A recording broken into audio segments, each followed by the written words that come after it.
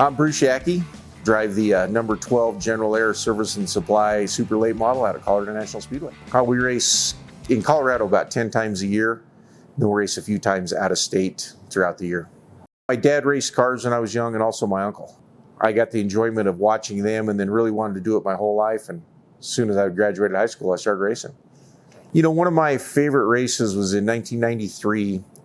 I was just a young kid racing in the upper division, and I happened to win the Challenge Cup, the biggest race in Colorado, against some guys, Rick Corelli, Matt Kenseth, Johnny Benson, all of which went on to become Winston Cup racers. It used to be the skill was more important than the preparation. Now the cars have gotten so good that the cars have to work to where the car is probably 80% of it and the 20% the driver. So the rear ends of these race cars are locked, so we run stagger, where the right rear tire is bigger than the left rear, which makes the car turn. So it's very critical to have that proper stagger. You know, the tires are the most important thing on the race car. Making sure you have new tires, making sure they're properly sized, proper pressure, very important. So we have to have several tires mounted. We'll only run one set per night. We have to have the right 4 tires. So all these used tires are just for practice. We'll buy 4 new ones to race. And all of our tires, we fill them with nitrogen to keep the pressure from going up too high. We ran a certain brand of tire that they leak so bad, we couldn't ever measure them. Because it leaked out, you couldn't ever size the tires. So we built what we call life support that kept them inflated all the time, so you could actually measure them to figure out which tires you wanted.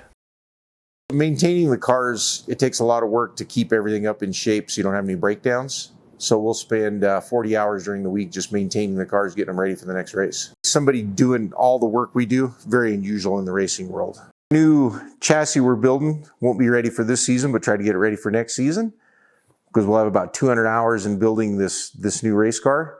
So we're just getting ready to do some welding. So we're going to use the Bonnell vibratory stress relief that shakes the whole chassis while we're welding. We'll turn that on and get ready to do some welding on the chassis. Yeah, I'll do some TIG, but primarily MIG just for speed. This is a Haas CNC that we build spindles and some other parts for the race car and pretty much anything we need. So all of our parts, my crew chief draws them up in CAD, and then we put all the parts together on the computer and then start building them to put them together in real life. How we build our pieces, 1, because we love to do it. 2, out of necessity. You just can't buy all the parts we want. We want something a little bit different, so the only way to get something different is to make it. So my real job is working in an automotive machine shop. I've owned the machine shop for 35 years. We build engines for trucks, tractors, race cars, passenger cars, pretty much anything somebody needs. If they need an engine built for something, we do it, or just some machine work on some of the engine components. We build a lot of engines for our competitors. We have to build the best engine we can and fight it out on the racetrack. Early in my super late model career, one of my crew guys knew Gary Armstrong.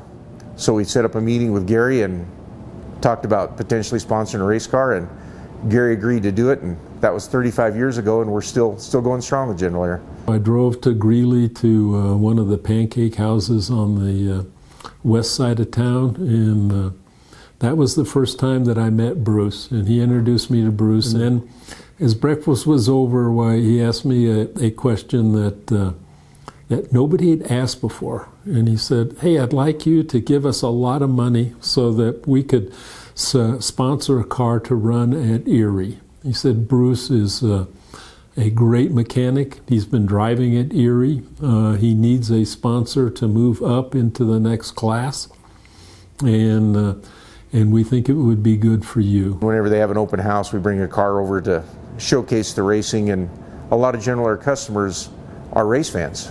Bruce would bring his car and park it in our parking lots. And there were always people standing around Bruce's car wanting to know, "Well, Bruce, what makes this run? Can my kids sit in the seat? Can I take a picture? Why does the steering wheel come off?" And he just stood there and just visited and talked to people. This way you just reflect back upon the gift that relationship is. And it's not so much what you do for each other, it's that you're there for each other. There are some things that are important to our business. We like to think of ourselves as a family business where ethics and honorable behavior is important. And Bruce exemplifies that in spades. As he grew his business, he grew it because he understood what it meant to take care of his employees, what it meant to run his car with integrity. He's a family man. Family in my business started with my granddad, but as a result, why it created opportunities. And it's created opportunity for my son, for my grandson, and hopefully in the future. And that's true for racing in Bruce's life too. Currently, I race against both of my sons sometimes, so all three of us are in the race at the same time.